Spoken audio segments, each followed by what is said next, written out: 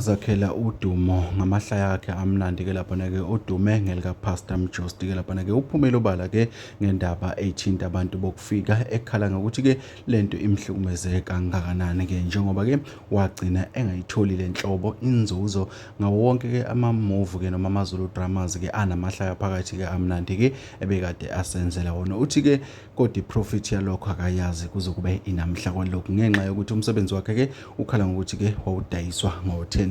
Bafowethu, ngicela ukunibingelela la kwisiqiniseko esimite abaqala ukusijwayela kuleli khasi, ngicela benze ubulungiswa-ke bagcina button ka-subscribe-ke baphinde balike lama video-ke enginenzela wona. Bafowethu-ke uPastor Mjosti-ke udume kakhulu-ke laphana-ke ngamahlaya ahlukahlukene-ke ikakhulukazi-ke ema-movie-ni-ke besenzela wona-ke awesizulu-ke laphana-ke singabala-ke obo-Kwaito Church Service-ke laphana-ke nanamanye amaningi ahlukahlukene bephinde-ke elanda abantu futhi-ke abadumile abangosomahlaya-ke uma ezoshutha lezi zinto. Siyakhumbula-ke sake sabona udlungelo kakhulukazi-ke waphinde kwahamba-ke kwabonakala-ke laphana-ke oDuvethi-ke laphana-ke abantu ade bambisane nabo-ke nabanye abaningi-ke singakhuluma-ke ngoBrenda Mhlongo-ke laphana-ke ama-actors-ke amakhulu ahlonishwayo-ke uPastor Mjosti akasebenzisana nawo, kodwa uthi konke lokhu akuzange kumakhele inzuzo. Ulinganise ngokuthi-ke imali-ke abashutha ngayo-ke laphana-ke ilinganiselwa kuyena-ke u-350,000-ke ukwenza i-movie, zonke iy'ndleko zakhona nokukhokhela labantu abasuke bemsiza nabantu asuke balandile emovini ukuthi-ke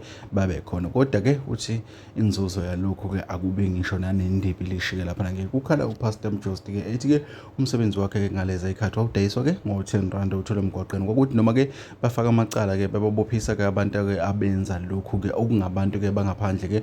Uthi-ke amaphoyisa athi-ke kwi-industry-ke lena-ke yezoku-actor noma-ke ezamahlaya-ke awukho umthetho othi-ke kufanele bebophe umuntu odayisa-ke umsebenzi wabo, kusho uPastor Mjosti-ke egeqa amagula. Lezi ndaba y'thinta abantu abaningi-ke laphana-ke njengoba siyazi ukuthi mesikhuluma ngoPastor Mjosti-ke sikhuluma ngomuntu-ke laphana-ke okwenza izinto ey'ningi ehlukahlukene abantu bebezithanda bezithokozela-ke ngeminyaka eseyadlula-ke laphana-ke. Uthi-ke ngaleyo ndlela-ke kwamphoqa ukuthi-ke ame kancane-ke njengoba-ke besikusinda kwehlela-ke ekutheni-ke angamosha imali enkulu kangaka ejike engatholi lutho. Sikhuluma-ke ngaye-ke uPastor Mjosti-ke laphana-ke odume kakhulu-ke sike sambona-ke nasey'nhlelweni ey'thile-ke zakwamabonakude-ke njengoba-ke ewumuntu-ke ohlala-ke evela-ke ebantwini-ke ugeqe amagula. Wathi-ke naye-ke kwele ukuthi-ke mabahambe, uthi naye-ke mabahambe yize noma inzuzo akufanele bayithole ngaleso sikhathi bangeke basaphinde bayithole, kodwa-ke mabahambe.